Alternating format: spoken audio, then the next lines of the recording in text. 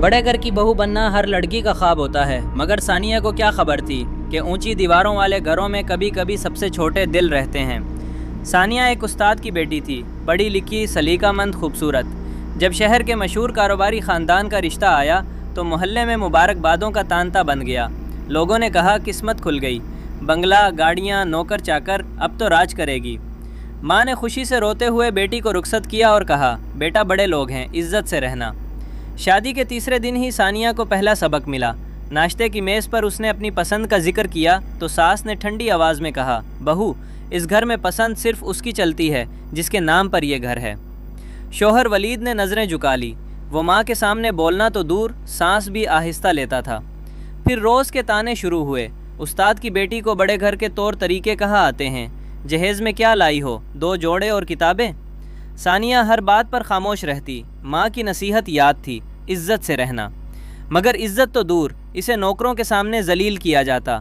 मेहमानों के आने पर उसे कमरे में भेज दिया जाता कि कहीं किसी को पता न चले कि बहू मामूली घर की है।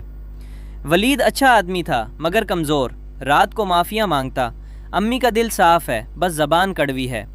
सानिया सोचती, जिस घर में बीवी की इज्जत न हो वहाँ दिल कैसे साफ़ हो सकता है। फिर अल्लाह ने सानिया को बेटी दी। ससुराल में सफ़ मातम बीच गई। सास ने मुंह बनाकर कहा, बड़े घरों को वारिस चाहिए, गुड़ियाँ नहीं। इस दिन सानिया के अंदर कुछ टूट गया, मगर उसने रोने के बजाय एक फ़ैसला किया। उसने अपनी बेटी के कान में कहा, तुझे मैं वो बनाऊंगी जिसके सामने ये सारे बंगले छोटे बढ़ जाएंगे। सानिया ने चुपके चुपके ऑनलाइन पढ़ाना शुरू किया। रात को बची सोती तो वो कोर्स की तैयारी करती। 5 साल में उसने अपनी कमाई से बेटी के नाम बचत शुरू की और ख़ुद मुकाबले के इम्तिहान की तैयारी की। किसी को कानों कान खबर ना हुई। फिर वो दिन आया जब अखबार में नतीजा छुपा। सानिया ने सूबे भर में तीसरी पोजीशन ली थी, सरकारी अफसर। जिस दिन उसकी तकर्रुरी का परवाना आया, ससुराल में सन्नाटा छा गया। वही सास जो ताने देती थी अब मोहल्ले में बताती फिरती, हमारी बहू अफसर है, हमारी तरबियत है। सानिया मुस्कुरा कर खामोश हो जाती। उसने बदला नहीं लिया, बस अपना मकाम बना लिया।